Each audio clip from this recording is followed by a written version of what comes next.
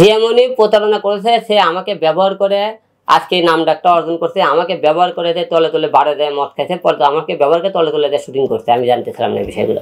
তাকে বারণ করেছি, তাকে মারে কোরআন শরীফ হয়েছি, কোরআন শরীফ তো একবার জীবন আর বাড়ে দেবে না, কোন কাছে শুটিং করবি না। কয়েকদিন পরে আমাকে পরে কয় কি আমি তো ওটা ভয়েতে কোরআন শরীফ তুলছি তাই কয়। তখন তাকে তালাক এই কারণে দেয়নি যে তাকে আমাকে সত্য বেডে বেশি দিনের কাবলা। আমার বাবা মনে করেন 2-3 মাস আগে, বেশি দিন আগে ঘটনা, 2 মাস 2 আগে এই ঘটনা, 2-3 মাস আগে ঘটনা, যে ওর কোরআন শরীফ হওয়ার পরে, কোরআন শরীফ হওয়ার পরে তো 2 মাস পরে আমার আব্বা অসুস্থ হলো, বেশি দিন আগে না। এখন ভাই আমি আগে থেকে সত্যের পথে কথা বলছিলাম। আমার জীবনে 3টে মেয়ে আছে, কী কারণে আমার জীবনটা ধ্বংস হয়ে গেল আমি সেটাও বললাম।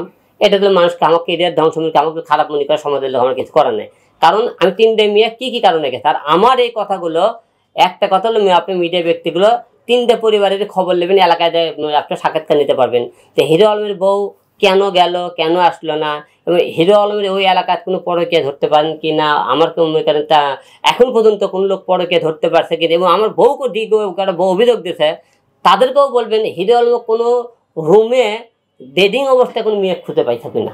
না নতুন সঙ্গী মানে কাজে আমরা কাজ করতে পারবো, কিন্তু বেশি দিকে আমি করবো না এখন, এর মধ্যে বেশি কোনো সিদ্ধান্ত নেই। সে 32 দিনের মধ্যে 1 দিন না 2 দিন না 3 দিন গিয়েছিল, যাই চলে আসে। এবং বাবা যখন আইসিতে ভর্তি ছিল তার 1 দিনও জানি, সেই টাইমে সে শুটিং করে বেড়াচ্ছে। এবং সে বলেছে সে আলম রাখতেও পারে নাও পারে, আমার মা বেঁচে থাকলে তাকে বাইরে তুলবে না।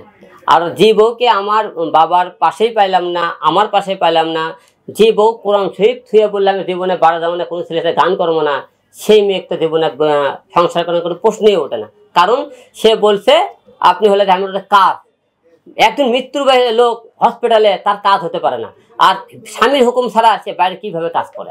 মৃত্যুর হুকুমটা দিছি কোনটা, ওর ভাই আমাকে ফোন দিয়ে করছে, আমি শুনলাম তাই বলে মারা গেছে, তে আমি আসতেছি, আমি তোরা দল আমার সামনে আছি, তোদেরকে একেবারে মেরে হেলবো, খুন করে হেলবো। কেন বলছি, তোমরা বাসে দেখাকালীন আসলা না, তোমরা তোমার ভাইয়ের ফোন করে তোমার ভাই আসলে আমাকে বাসে থাক মনে করো, বাসে দেখাকালীন পাইনি, সেই টাইমে আমার বাবা মনে করেন, আমার মনে করেন মৃত্যু সর্দায়, আমি তাদেরকে মনে করেন সাথ দেবো। তোমরা এতদিন নাচ গান করে তোমরা এত কিছু আমার সামনে আসবা।